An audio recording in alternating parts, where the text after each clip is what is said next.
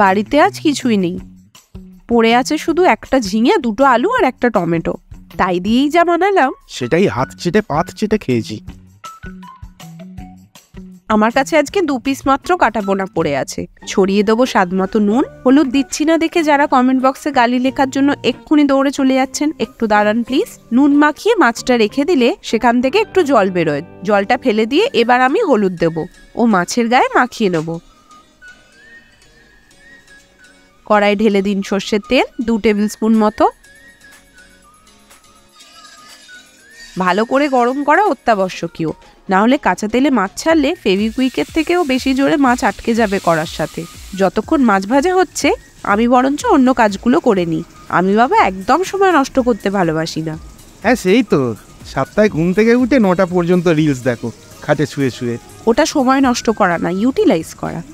ঝিঙের খোসা ছাড়িয়ে ছোট ছোট টুকরো করে কেটে নিচ্ছি। ঝিঙেটা কিন্তু একদম কচি। সাথে 2টো ছোট আলু লম্বা লম্বিভাবে 4 টুকরো করে কেটে নিচ্ছি।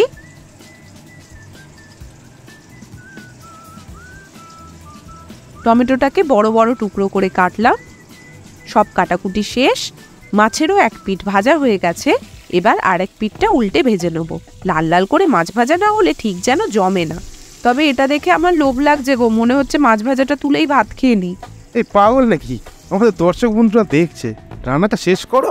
মাছটা ভেজে তাহলে তুলে রাখছি। মাছ ভাজার তেলে দেব অল্প একটু কালো জিরে ফোড়ন। কালো জিরে ভালো জিরে, ভালো জিরে কালো জিরে, এই ডায়লগটা মনে আছে? কোথায় শুনেছিলেন? কমেন্টে জানাবেন কিন্তু। প্রথমেই যাবে সর্বঘটের আলু। আলুটা ভাজতে হবে। তেলটা দেখতে ক্যামেরাতে জঘন্য কালো লাগছে জানি, কিন্তু আসলে তেলটা এতটাও কালো হয়নি। আলুটা ভাজা হলে দিয়ে দেবো ঝিঙে। 2 মিনিট ভাজবো আবার। এই সময় ছড়িয়ে দেবো অল্প একটু নুন, যাতে ঝিঙে ও আলুর রন্ধ্রে রন্ধ্রে নুন ঢুকে যায়। তুমি বন্ধ নাক নিয়ে আর এত কঠিন উচ্চারণ করো না বাবা। ঠিক বলেছো। ভাজা ভাজা করতে হবে।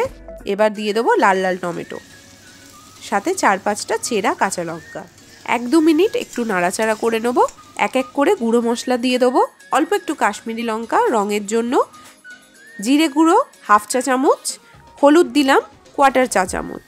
আঁচটা হালকা রেখে 1-2 মিনিট নাড়াচাড়া করে নেবো, যাতে মশলার কাঁচা গন্ধটা দূর হয়ে যায়। এবার প্রয়োজন মতো জল দিয়ে ঢাকা দিয়ে দেবো। প্রয়োজন মতো বলতে সবজিগুলো যাতে ডুবে মরতে পারে? হ্যাঁ সেই তো। কিছুক্ষণ ঢাকা দিয়ে আলু ঝিঙে সব সেদ্ধ হতে দিন। আলু সেদ্ধ হয়েছে কিনা একবার চেক করে নিলাম। এবার ফুটন্ত ঝোলে মাছ দুটো ছেড়ে দিলাম এবং কিছুক্ষণ পরেই আরেক পিঠ উল্টে দিলাম। ব্যাস, রান্না ডান। গরমকালে ভাত আর এই মাছের ঝোল একদম অমৃত সমান।